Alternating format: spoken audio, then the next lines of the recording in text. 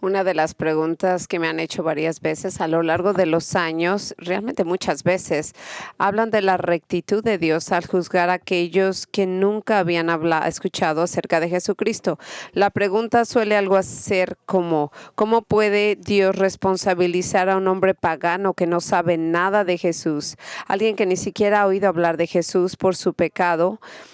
¿Y cómo puede hacer esta persona responsable para que se pierda por siempre en el infierno? En otras palabras, ¿cómo Dios puede condenar a alguien cuando es ignorante acerca de Cristo y el Evangelio? Bueno, realmente es una pregunta excelente, pero esta pregunta a menudo va acompañada de una actitud que Dios está equivocado y que posiblemente Él es injusto si juzga a una persona ignorante como esta, porque nunca tuvieron la oportunidad de aceptar a Cristo, ya que como no sabían de Él, entonces, ¿cómo puede ser que Dios hace tal cosa y aún así ser justo?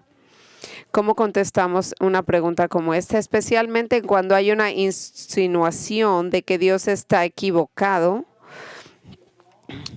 y que si Él está juzgando a una persona que está ignorante, nunca supo de Cristo y del Evangelio. Bueno, la única manera en que usted puede responder a una pregunta como esta es acudir a la palabra de Dios, al libro de Romanos 1, del 18 al 23. Esto fue lo que dijo Pablo, empezando en el versículo 18. Porque la ira de Dios se revela desde el cielo contra toda la impiedad e injusticia de los hombres que con injusticia restringen la verdad. Por los que conocen acerca de Dios es evidente dentro de ellos, por lo que se hizo evidente porque desde la creación del mundo a sus atributos invisibles, su eterno poder y divinidad, se han visto con toda claridad, siendo entendidos por medio de lo creado, de manera que no tienen excusa. Mire esto, no tienen excusa, enfatizando, pues como en otras palabras, usted ve cómo Pablo está explicando cómo alguna gente intencionalmente suprime la verdad de Dios acerca de sí mismo. En otras palabras, aquellos que deliberadamente se niegan a permitir o a creer las verdades acerca de Dios que impacten sus vidas. Y nos da una ilustración de cómo el hombre suprime la verdad acerca de Dios, diciéndonos a aquellos de la antigüedad que vivieron, que no tuvieron el privilegio de que nadie les hablara del único y verdadero Dios. Ellos no tenían un profeta, no tenían las escrituras, no tenían un mensajero que les hablara de Dios. Sin embargo, Pablo dice que ellos sí tenían algún ejemplo, algún entendimiento acerca de Dios. ¿Y cómo fue eso? Porque Dios reveló ciertas verdades acerca de sí mismo al hombre antiguo a través de la creación, es decir, el mundo natural, lo que le rodea, a lo que nos referimos usualmente como la naturaleza. El mundo natural. Eso es lo que quiso decir Pablo cuando dijo en el versículo 19 y 20, porque lo que se conoce acerca de Dios es evidente dentro de ellos. Pues Dios se hizo evidente, iba a decir, porque desde la creación del mundo sus atributos invisibles, su eterno poder y divinidad se han visto con toda claridad, siendo entendidos por medio de lo creado, de manera que no tienen excusa. Ponga atención como dice acerca de la gente que vio la naturaleza enfrente de ellos y ven algunos de los atributos invisibles de Dios como su poder soberano. Dicen que estas verdades acerca de Dios han sido claramente vistas y entendidas por medio de la creación del Señor. Esto quiere decir que el hombre de la antigüedad vio claramente a través de los actos creativos de Dios, como el sol, la luna, las estrellas, la belleza natural de la tierra, como las montañas, lagos, árboles, la vegetación. Ellos sabían y él podía ver que había un creador que era no solamente soberano y poderoso, sino también bondadoso al proporcionarles todo lo que necesitaban para sostener sus vidas. Y Pablo dice que debido a esto y lo que vieron claramente en este mundo, ellos no tienen excusa. Es decir, ellos no pueden alegar ignorancia de que no sabían nada acerca de Dios y que por lo tanto deben de escapar su juicio. El problema aquí No es que no tenían ninguna verdad acerca de Dios. El problema es lo que hicieron con las verdades que sí tenían. Ellos suprimieron la verdad, rechazaron la verdad, eligieron deliberadamente ignorar la verdad. Y esa es la razón por la que, como Pablo continúa, revela cómo el hombre de la antigüedad suprimió y rechazó la verdad acerca de lo que Dios les había revelado. Y vemos en el versículo 21 y 23. Pues aunque conocían a Dios, no que tenían una relación personal con Él, pero como nosotros decimos, yo conozco al Señor, no era de este modo. Es como que ellos conocían acerca de un Dios, no le honraron como a Dios, sino le dieron gracias, sino como que se hicieron vanos en razonamientos y su necio corazón fue entenebrecido. Profesando ser sabios, se volvieron necios y cambiaron la gloria de Dios incorruptible por una imagen en forma de hombre corruptible, de aves, de cuadrúpedos y reptiles.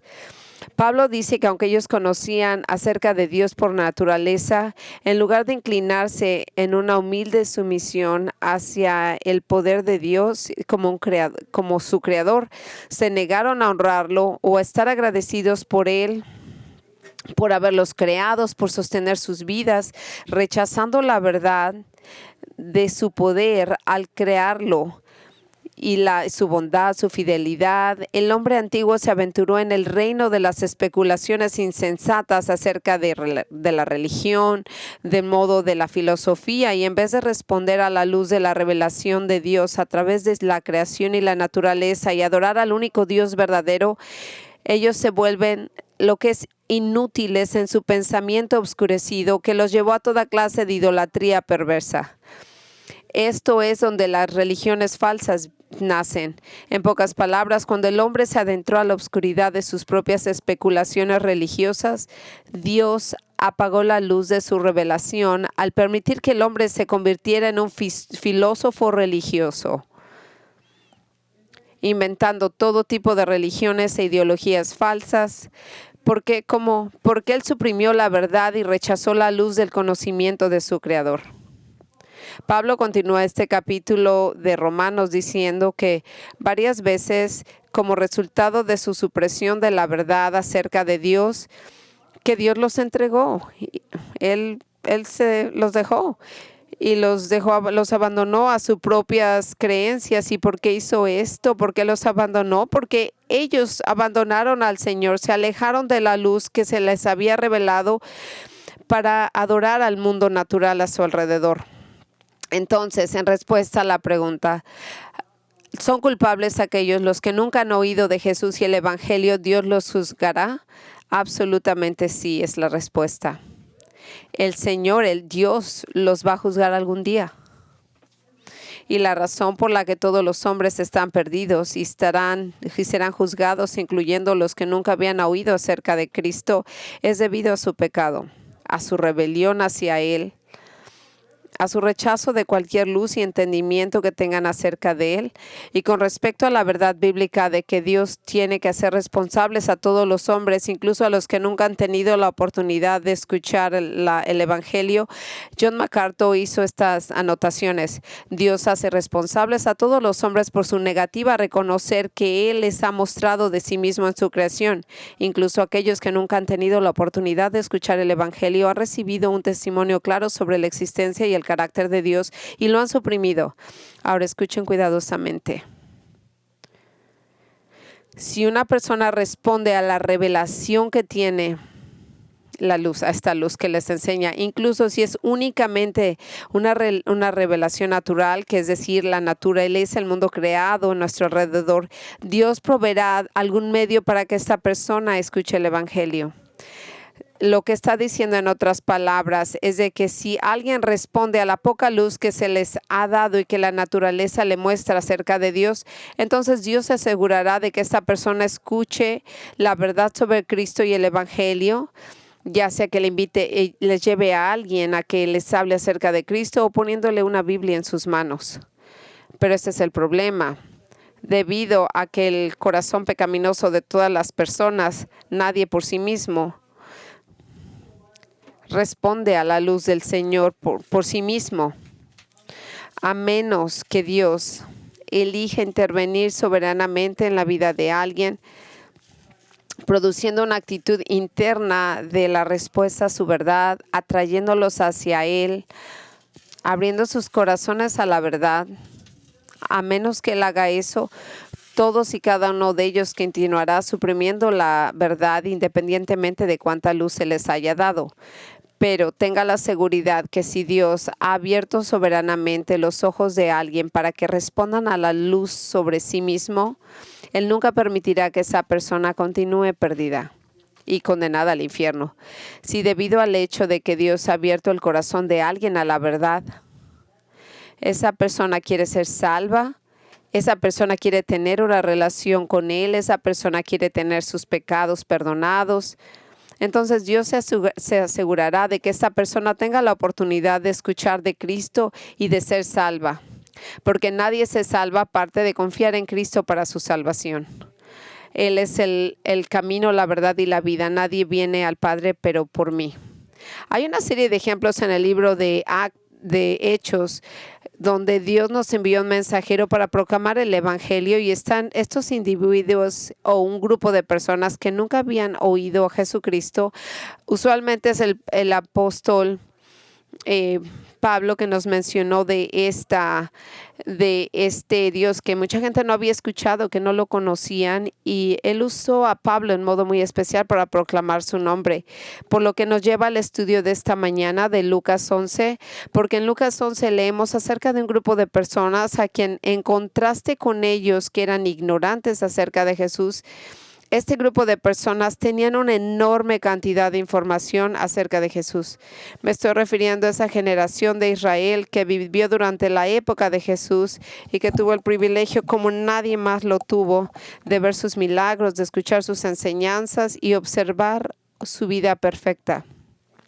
Y sin embargo, a pesar de toda la luz, de toda la verdad que tenían acerca de Dios y Cristo, rechazaron la luz.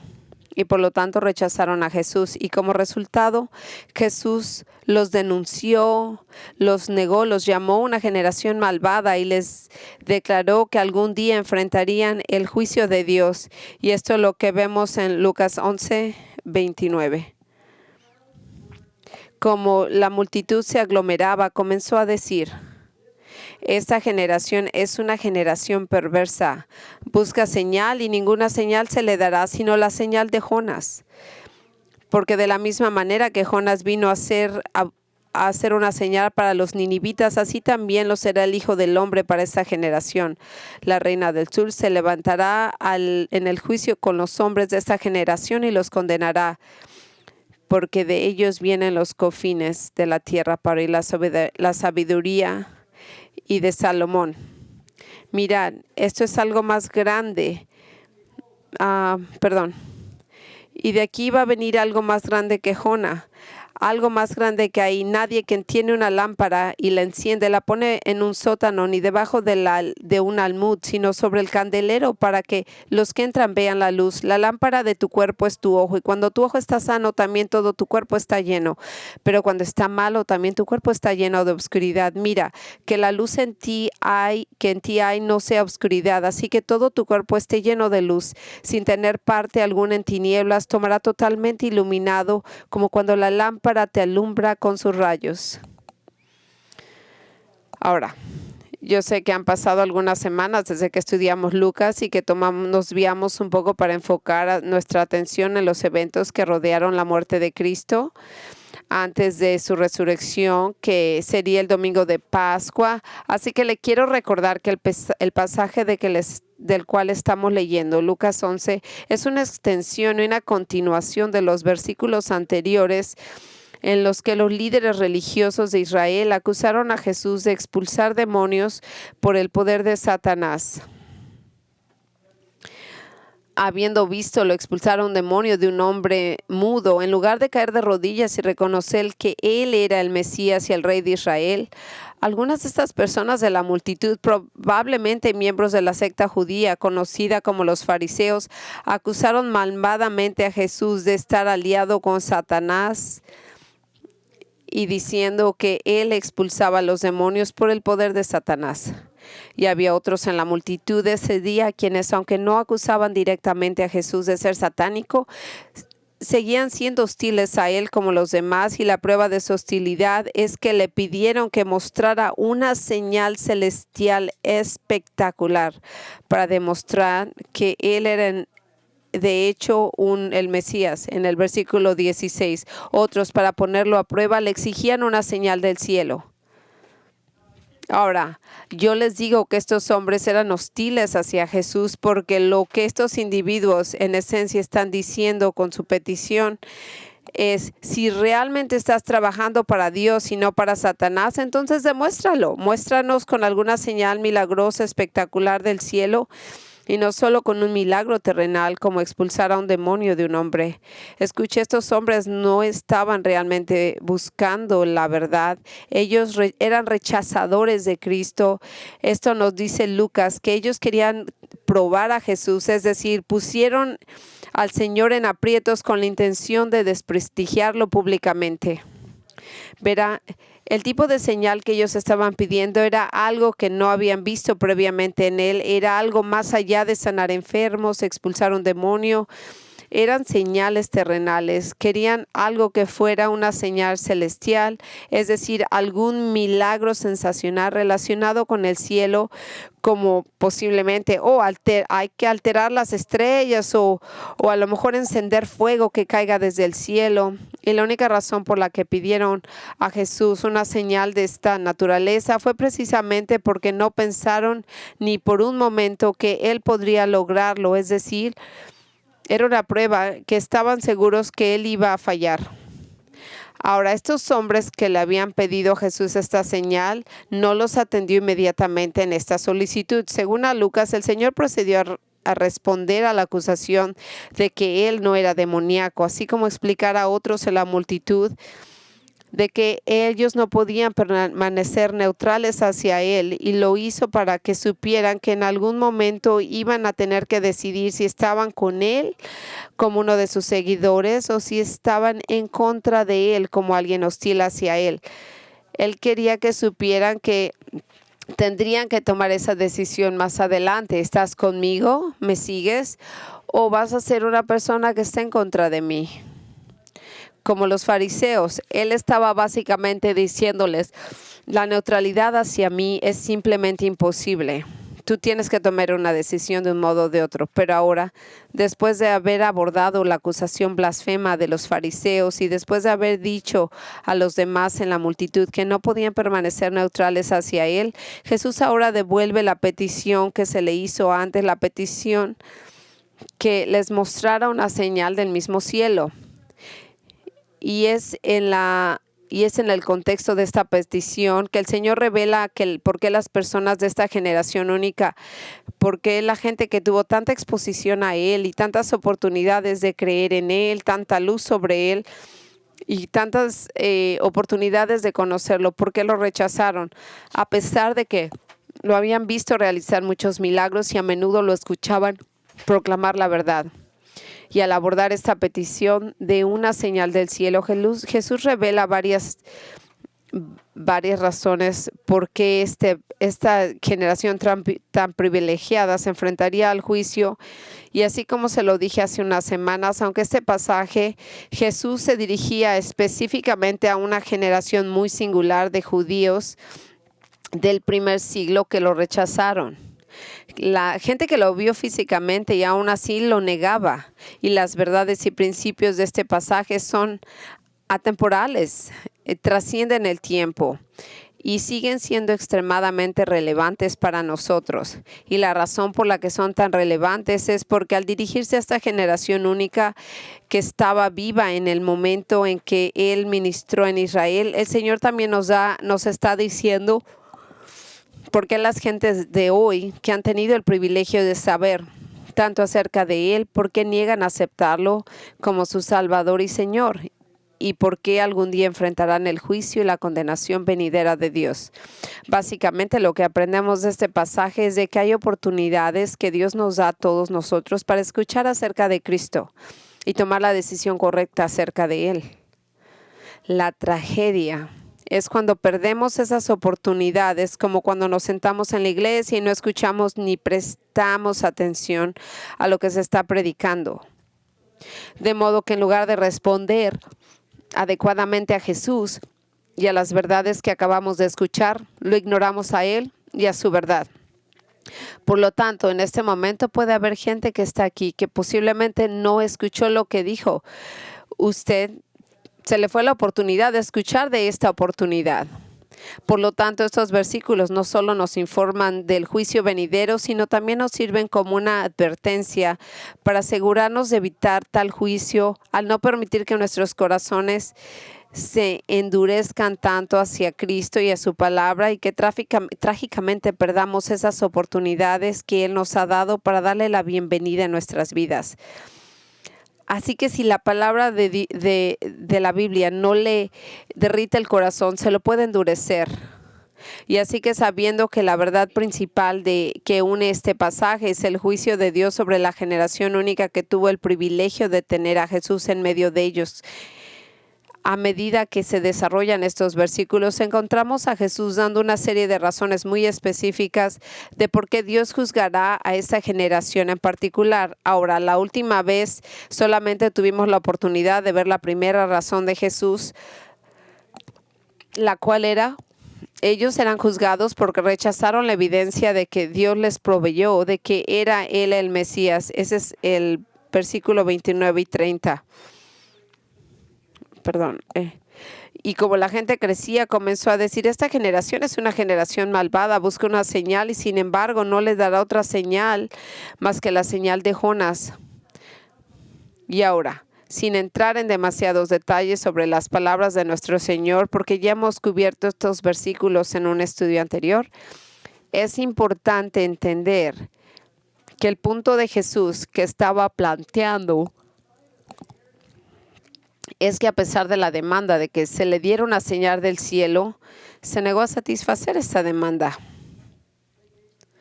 Le dieron una gran demanda, le exigieron algo y él dijo no le importaba. Y la razón de su negativa es porque a pesar de lo magnífico que hizo el milagro, el Señor sabía que todavía no creían en él. No importaba porque estos hombres ya habían decidido, ya habían visto milagros, sus palabras, y aún así ellos no se movían, por lo cual seguían rechazándolo a él. Así que él dijo no había nada que hicieran o que dijeran para que cambiaran su punto de vista. No importaría si él hiciera un milagro sensacional, ellos no cambiarían de idea. Ellos no necesitaban más evidencia para creer en él, ellos tenían suficiente y lo rechazaron todo. Y una parte, un poco más de evidencia, no hubiera hecho ningún cambio en su corazón. Las muchas curaciones, expulsar demonios, fueron realmente suficientes milagros para convencerlos de que Él era el Mesías. Y esto es porque cada persona judía de ese día sabía, como el Antiguo Testamento, como lo dijo, que una de las formas en que debían identificar al verdadero Mesías cuando Él viniera era por los milagros que Él realizaría. Vieron estos milagros y sin embargo lo rechazaron como Mesías. Por lo tanto, un milagro más, incluso tan sensacional como invocar fuego desde el cielo, realinear las estrellas, no iba a hacer ni una pequeña diferencia en la actitud del corazón de esta gente.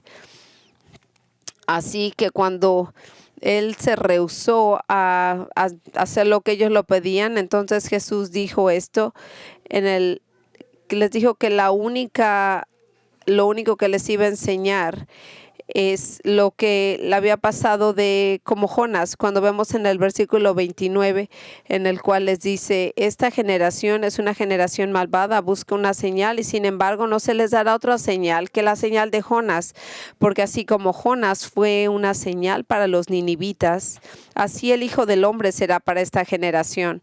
Así, ¿de qué habla él? Él se está refiriendo a la historia del Jonás, el cual fue enviado a la gente de Ninivea para que las rescatara y él, como dijo, como Jonás fue asignado y se negó a obedecer, ustedes serán asignados para obedecer esta generación. Aunque no explica ¿Qué es lo que quiso decir Jesús con estas palabras?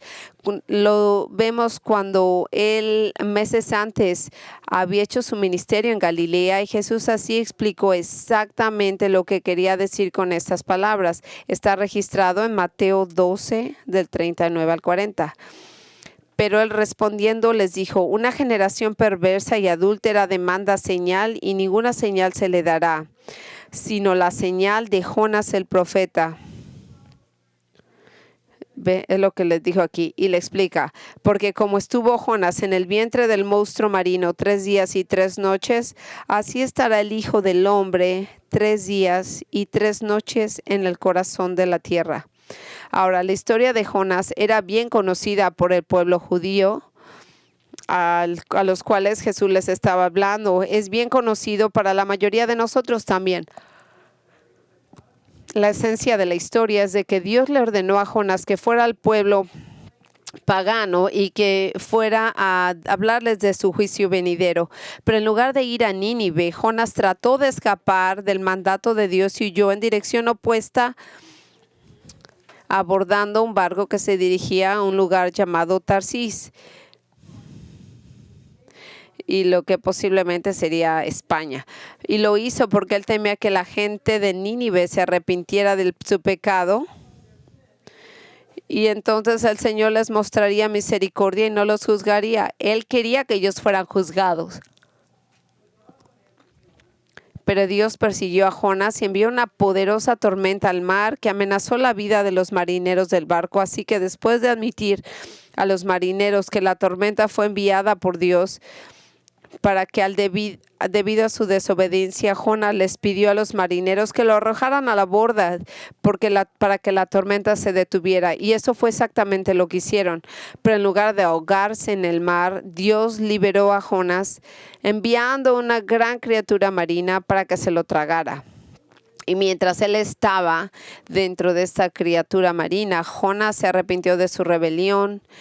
Vaya modo de escuchar el evangelio y arrepentirse.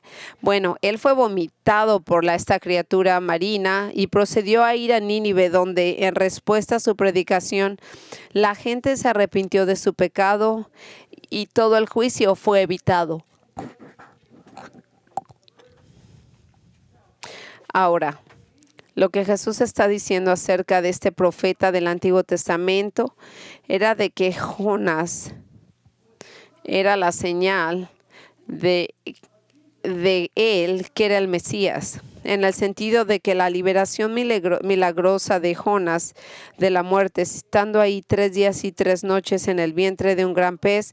Note esto, era una imagen profética de sí misma, porque más tarde él sería asesinado, enterrado en una tumba y resucitado 3 días después. Es decir, lo que Jesús está diciendo aquí es de que ese milagro y esa señal es la señal de la resurrección de él mismo.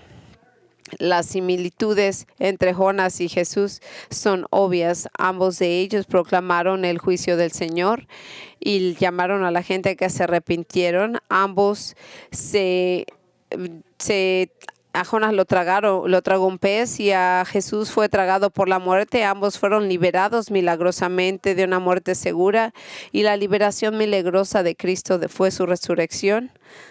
Ahora, la resurrección de Cristo no fue el tipo de señal milagrosa que Israel y sus líderes pidieron, pero es la única señal de que Jesús eligió darles, siendo el último milagro que les dio directamente a esta. Es la razón por la que leemos en el libro de los Hechos que los apóstoles, al predicar el evangelio, enfatizaron al pueblo judío la resurrección de Cristo. Esta fue su señal final para Israel, la única señal que verificó exactamente quién afirmó ser. Lamentablemente, aún eso no fue suficiente para convencerlos de que se arrepintieran y confiaran en Él para su salvación.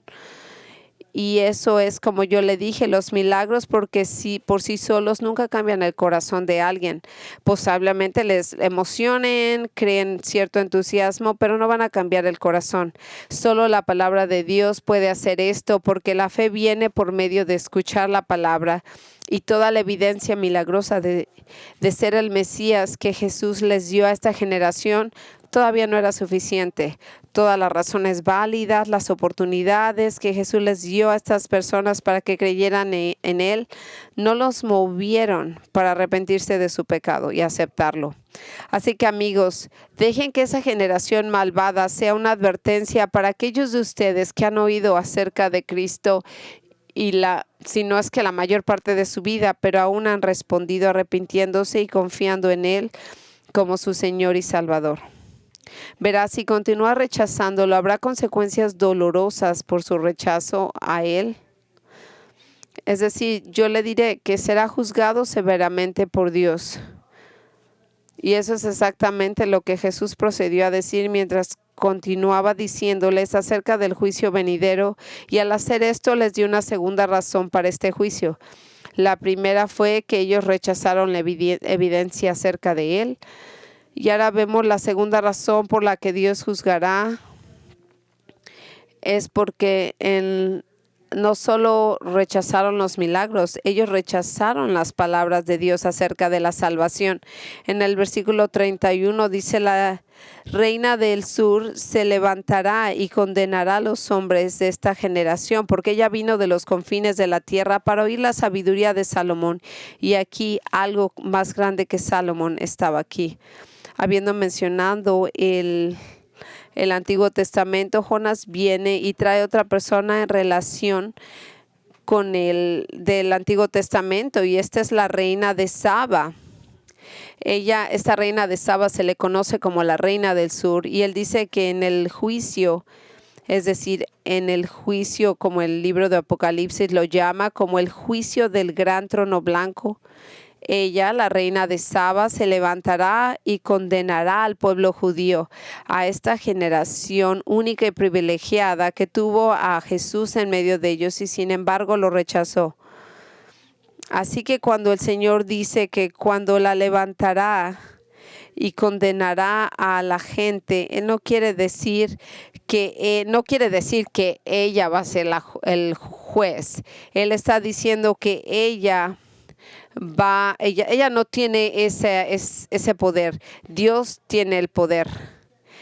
O sea que lo que quiere decir aquí Jesús es de que el día del juicio final, esta reina va a venir y ella testificará en contra de la gente de Cristo. ¿Y por qué testificará en contra de ellos? Bueno, porque como vemos en el versículo 31, la reina del sur se levantará con los hombres de esta generación en el juicio y los condenará, porque vino de los confines de la tierra para oír la sabiduría de Salomón.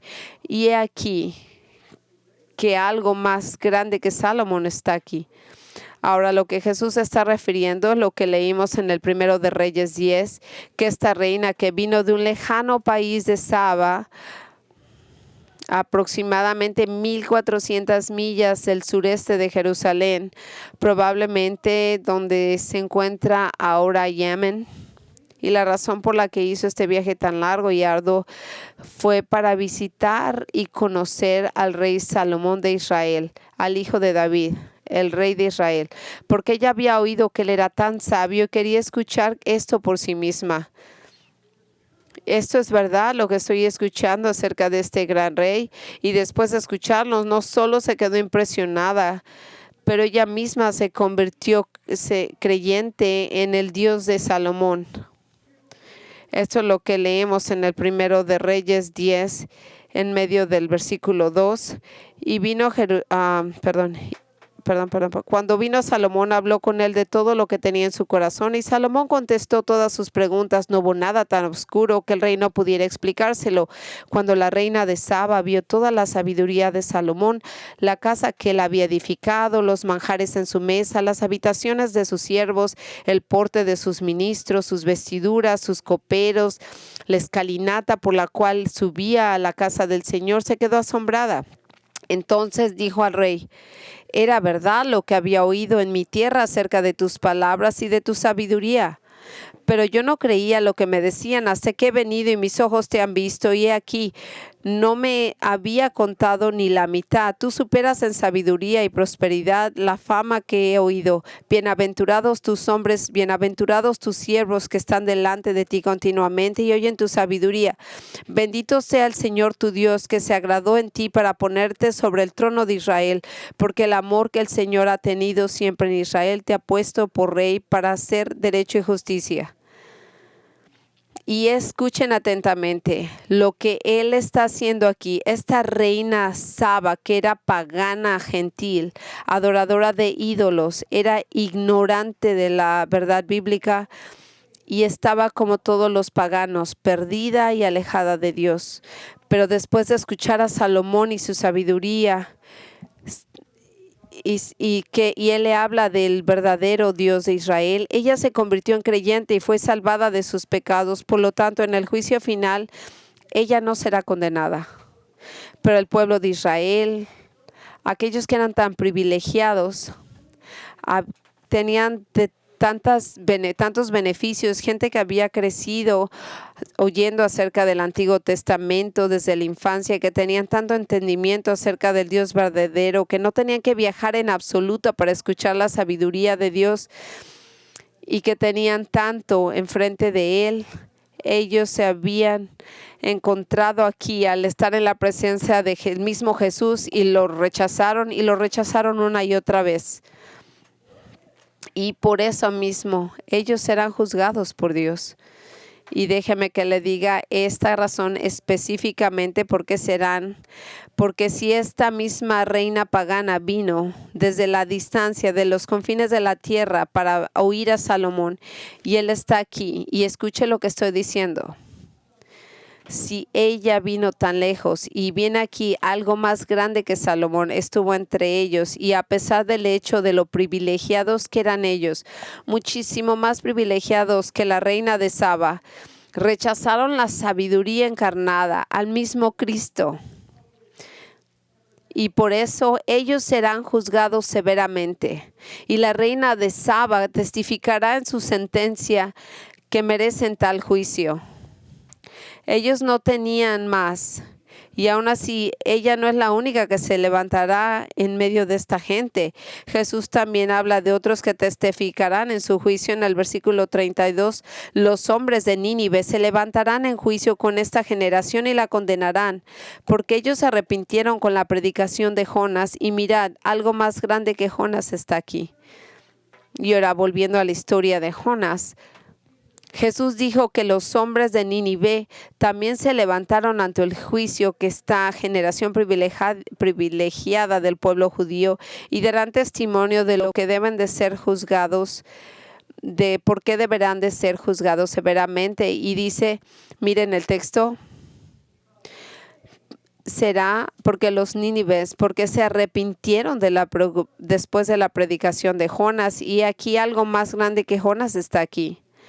Al igual que la reina de Saba, los ninivitas les faltaban tantas ventajas como las personas que escucharon a mismo Jesús. Ellos eran idólatras paganos, carecían de información bíblica, no entendían al Dios de Israel. Y Jonás era un profeta rebelde. Él no hizo ningún milagro como lo hizo Jesús, y en realidad él tenía una mala actitud. Terrible realmente, esperando que la gente de Nínive no se arrepintiera para que Dios pudiera destruirlos. Mientras que Jesús amaba al pueblo judío, les predicaba el arrepentimiento, anhelando que se arrepintieran y se libraran del juicio. Él quiso que se arrepintieran para que ellos no fueran juzgados, y a pesar de todos los privilegios que tuvieron. Y la gente de Nínive se arrepintió después de escuchar a Jonás, y Israel, que tenía el gran privilegio de escuchar la sabiduría de Jesús, que estaba presente con ellos. No, ellos no se arrepintieron, y como resultado, ellos van a ser juzgados, mientras la gente malvada, que fue malvada algún día en Nínive, ha sido perdonada. Usted ve, Lo que el Señor está diciendo es de que el pueblo judío que tuvo el privilegio de escucharlo, de hablar palabras de sabiduría, palabras sobre el arrepentimiento, sobre la salvación, palabras acerca del juicio, el castigo, ellos van a ser castigados y van a tener un juicio porque Dios estaba en medio de ellos hablándoles, no por medio de un profeta, pero Él mismo, y lo rechazaron a Él y a sus palabras.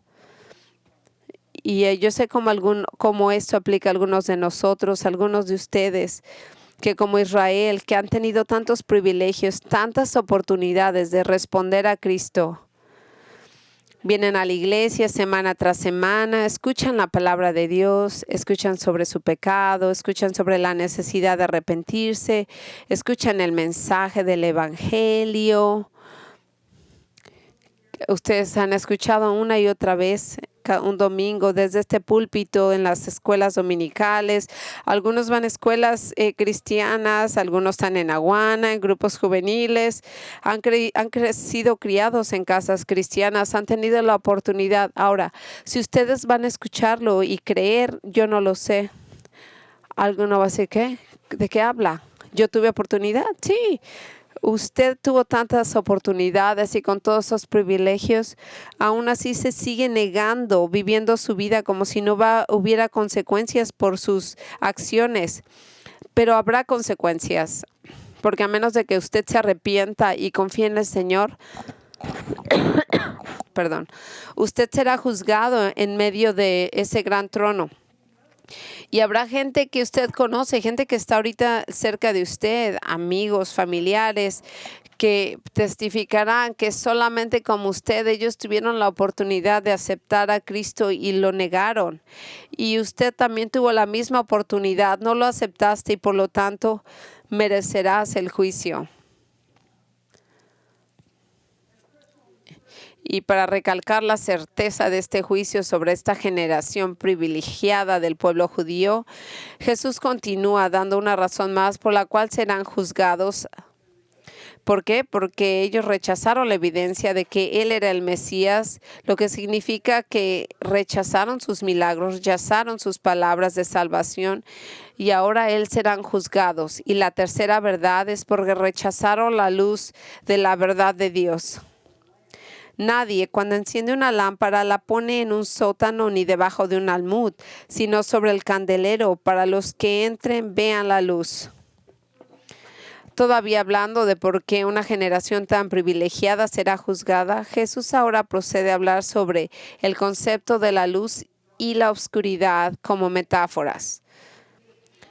Como la luz refiriéndose a la comprensión de la verdad divinamente revelada y la oscuridad refiriéndose a la verdad divinamente revelada que se oculta. Es decir, así como la luz revela algo porque lo puedes ver, asimismo la oscuridad oculta algo porque no puedes verlo. El Señor comienza diciendo algo concerniente a la luz, que era un hecho evidente y obvio, que nadie podía discutir con él. Dijo que nadie enciende una lámpara en una habitación y luego pone esa lámpara en un sótano debajo de la canasta donde nadie la ve. En lugar, la pone en un candelabro para los que entran a la habitación puedan ver, porque la luz ilumina todo lo que hay en la habitación. Porque usted pone la luz, la prende y así ilumina todo el espacio. Ahora, ¿por qué Jesús diría esto? ¿Qué tiene que ver la luz con la reina Saba, que creyera en Dios de Israel, y los ninivitas que se arrepintieron en respuesta a la predicación de Jonás? ¿Qué tiene todo esto que ver? Bueno, todo tiene algo que ver, porque el pueblo judío, que era tan hostil hacia Jesús, afirmaba que no les dio suficiente evidencia para convencerlos de quién era Él y de que Él era el Mesías.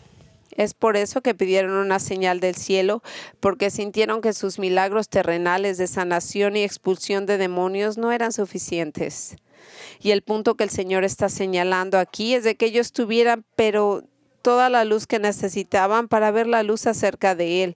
El Nuevo Testamento nos da todo lo que necesitamos para saber que Jesús es la luz que ilumina a las personas con su entendimiento de Dios y de la salvación.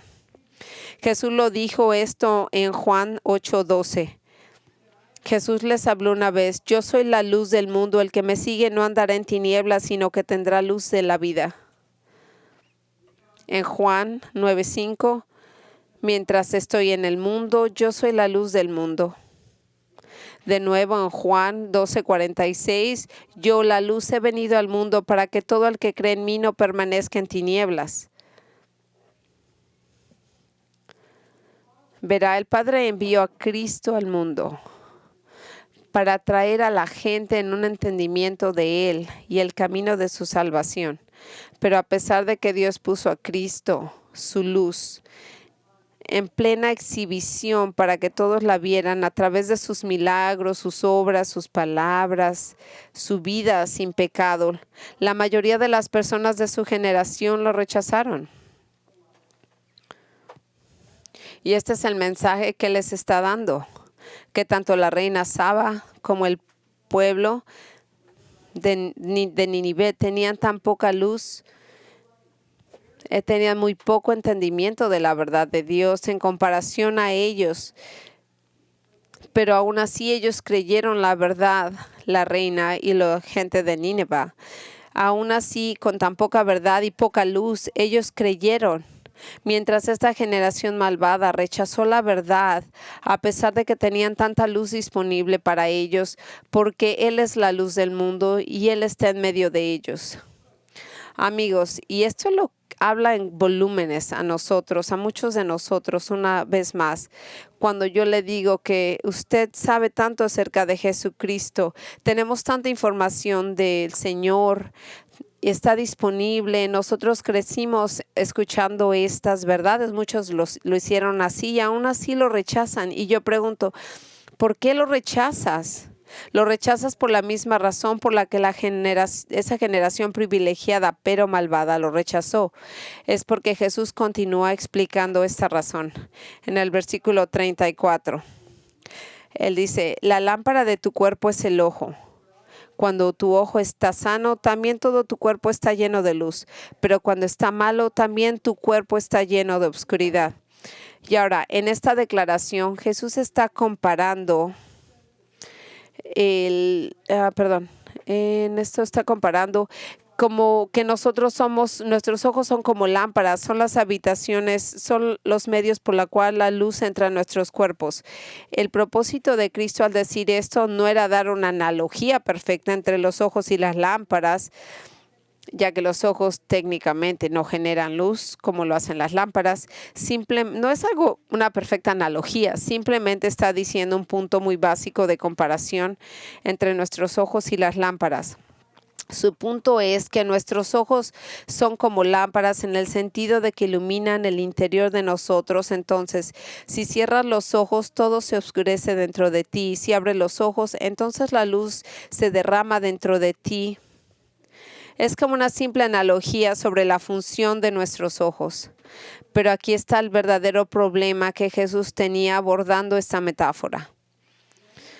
La única manera en la que la luz brilla intensamente dentro de nosotros es si nosotros están sanos. Si tenemos unos ojos sanos, por lo cual dice que cuando tu ojo está limpio, tu cuerpo también está lleno de luz. Pero en el otro lado, si hay algo mal con nuestros ojos, algo poco saludable en nuestros ojos, entonces la luz será impedida a entrar a nuestros cuerpos y el resultado será la oscuridad. Y esto es exactamente el punto que Jesús hace cuando Él dice, cuando está mal, refiriéndose a los ojos, también tu cuerpo está lleno de tinieblas. Escuche, la verdad de que Jesús está declarando a esta generación malvada que tienen suficiente luz para conocer la verdad acerca de Él. Dios les ha dado toda la luz que necesitan para saber que Él era el Mesías. El problema no era que carecieran de suficiente luz, por lo que necesitaban alguna señal sensacional del cielo para determinar si Jesús estaba diciendo la verdad sobre sí mismo. El problema era de que ellos estaban espiritualmente ciegos, por lo cual no podían ver la luz, a pesar de que Él estaba parado enfrente de ellos. Así es como son los ciegos. Esa generación que rechazó a Jesús pensó que veían con claridad. pensaban que tenían un entendimiento. Que ellos tenían claro entendimiento acerca de cosas espirituales, que estaban muy claros. Ellos decían que era un Mesías falso, pero a pesar de que estaban convencidos de que conocían la verdad acerca de él, estaban equivocados, totalmente equivocados, porque estaban espiritualmente ciegos. Y por lo tanto, ellos creían que era verdad el vivir en las tinieblas. Y esto fue lo que él dijo el Señor en el versículo 35. Mira pues que la luz que en ti hay no sea oscuridad. Y yo le digo a cada uno de ustedes que no conoce al Señor, pero ten cuidado que la luz en ti hay no sea una oscuridad. Lo que el Señor les está diciendo que necesitan poner atención a sí mismos, porque lo que piensan que es luz de verdad entre ellos, es decir, una comprensión adecuada de que usted cree que está correcto acerca de todo y acerca de su verdad, que usted no necesita al Señor, la verdad. Puede ser que usted esté equivocado, posiblemente esté en error, que puede ser una oscuridad que usted ha recibido. Eso es lo que yo le quiero advertir. Jesús dice, no te engañéis a vosotros mismos si sois espiritualmente ciegos. Por eso rechazas la verdad, porque piensas que estás espiritualmente iluminado en realidad, pero no piensas que es luz y que es en realidad tinieblas, y es donde tú vives las tinieblas del error. Amigos, si usted está en esa oscuridad, si usted es ciego espiritualmente y ni siquiera lo sabe, usted sabe, hay mucha gente que está en falsas religiones. Perdón. Ellos creen que lo que esos grupos equivocados creen es la verdad y que ellos lo ven, pero nosotros no lo vemos, que la demás gente está equivocada, no conoce la verdad. Pero ellos están espiritualmente ciegos porque ellos se han negado la verdad de Dios y del Evangelio y lo que ellos perciben como la verdad de Dios. De hecho, lo que ellos creen que es verdad es una mentira. Un maestro de la Biblia hizo esta observación sobre las personas que se han engañado a sí mismas pensando que conocen la verdad mientras rechazan a Jesucristo, quien es la verdad. Trágicamente, aquellos perdidos en la oscuridad de tales sistemas se imaginan a sí mismos iluminados. Los pecadores que piensan que la oscuridad en la que están es luz, están en una situación mortalmente peligrosa.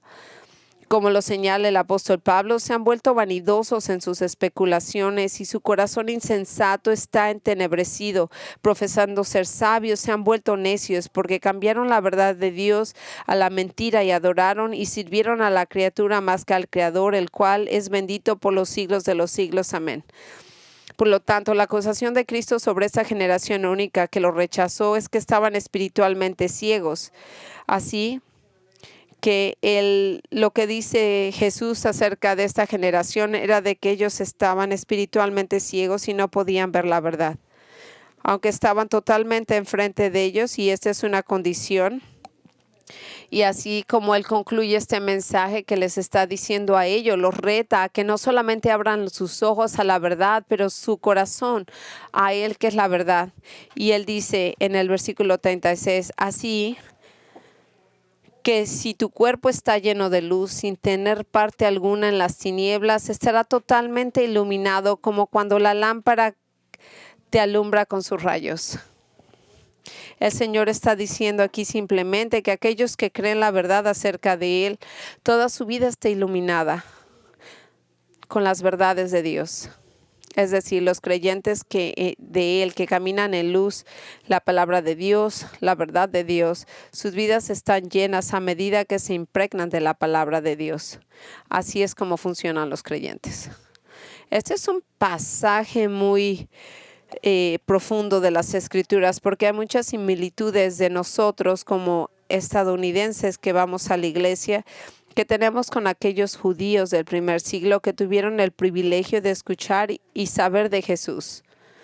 Y tal como ellos hemos tenido mucha exposición a Cristo, al mensaje del Evangelio, Dios nos ha dado mucha luz y entendimiento sobre su verdad, y la cuestión es, ¿qué va a hacer usted con esa luz? No cuánto sabe, pero ¿qué va a hacer usted con esa luz? ¿Va a responder a ello arrepintiéndose de su pecado y confiando en Jesús como su Salvador? ¿O va a ignorarlo y pensar que no le importa? No me importa, no es importante para mí. Si usted lo ignora y usted muere en ese estado, usted va a morir en su pecado. Usted será juzgado por Dios. Y después de su juicio, va a haber individuos de esta misma iglesia que testificarán en contra de usted, de que ellos tuvieron la misma oportunidad. Posiblemente sabían hasta menos que usted, pero lo que hicieron con lo que sabían era aceptar a Jesús cuando ellos pudieron, algo que tú no hiciste. Y podrían afirmar y reafirmarán que tu juicio es justo. No permita que esa no sea su experiencia. Venga a Jesús hoy, antes de que sea demasiado tarde. Porque ya cuando es muy tarde es cuando usted muere y usted nunca sabe cuándo va a morir. Así que necesita hablar con uno de nuestros pastores. Venga a vernos mientras cerramos el servicio. Padre, nosotros te queremos agradecer por estas verdades. Te queremos agradecer por lo que tú le dijiste a mismo Israel, porque tú tuviste esa habilidad, esa fortaleza, esa claridad que te da del Padre para darle la respuesta. Y Padre, oramos por las personas que te escucharon este mensaje, la gente que ha escuchado la verdad muchas veces, y que tú puedas tener la habilidad de entrar a ese corazón, de sacarlos de esa ceguera, que los traigas a la luz, a salvación. Haz tu obra dentro de ellos, y la gente que está aquí que no te conoce, y la gente que está viendo desde la casa. Y para nosotros que te conocemos, Señor, que te podamos seguir con todo nuestro corazón, tal como tú lo has dicho, con toda nuestra vida, esté iluminada por dentro con tu palabra, que tu palabra se filtre en todo lo que hacemos y decimos. Todo esto lo oramos en tu nombre. Amén. Gracias por...